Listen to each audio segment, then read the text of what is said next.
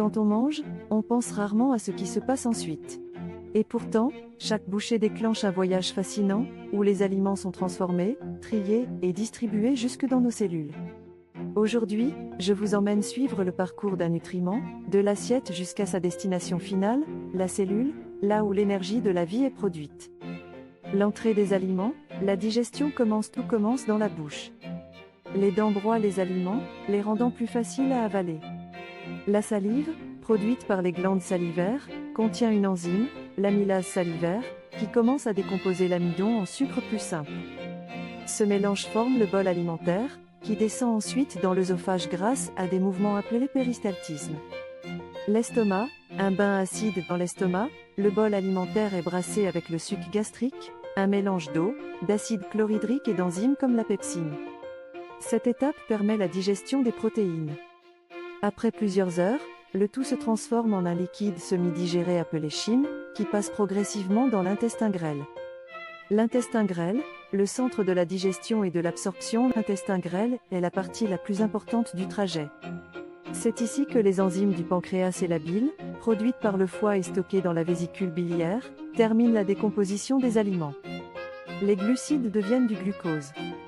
Les protéines sont réduites en acides aminés. Les lipides se transforment en acides gras et glycérol. Ces nutriments passent ensuite à travers la paroi intestinale, recouverte de villosité intestinale, de minuscules replis qui augmentent considérablement la surface d'absorption. C'est là que les nutriments entrent dans la circulation sanguine ou lymphatique.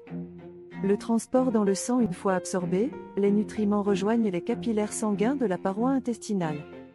Le glucose, les acides aminés et certaines vitamines sont transportés par le sang veineux vers le foie, via la veine porte hépatique. Le foie agit comme une station de tri. Il stocke une partie du glucose sous forme de glycogène, transforme certains acides aminés et régule la concentration des nutriments avant de les libérer dans la circulation générale. L'arrivée dans la cellule. Une fois dans le sang, les nutriments sont distribués à toutes les cellules du corps grâce au système circulatoire. Prenons l'exemple du glucose. Il traverse la membrane cellulaire grâce à des transporteurs spécifiques et à l'action de l'insuline. À l'intérieur de la cellule, il entre dans les mitochondries, où il est transformé en énergie chimique sous forme d'ATP, adénosine triphosphate. C'est la respiration cellulaire, qui libère l'énergie nécessaire à toutes les fonctions vitales, mouvement, croissance, réparation, etc. Les acides aminés, eux, servent à fabriquer de nouvelles protéines cellulaires. Les acides gras participent à la construction des membranes ou servent de réserve d'énergie.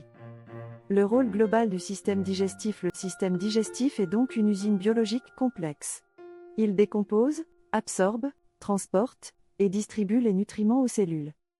Chaque organe joue un rôle précis, et ensemble, ils assurent que l'énergie et la matière arrivent là où le corps en a besoin. En conclusion, derrière chaque repas se cache un voyage extraordinaire, celui d'un nutriment, de l'assiette jusqu'à la cellule. Un parcours invisible, mais essentiel à la vie. Si cette exploration vous a plu, laissez un pouce bleu, abonnez-vous et partagez la vidéo. Et dites-moi en commentaire, quel organe du système digestif vous fascine le plus ?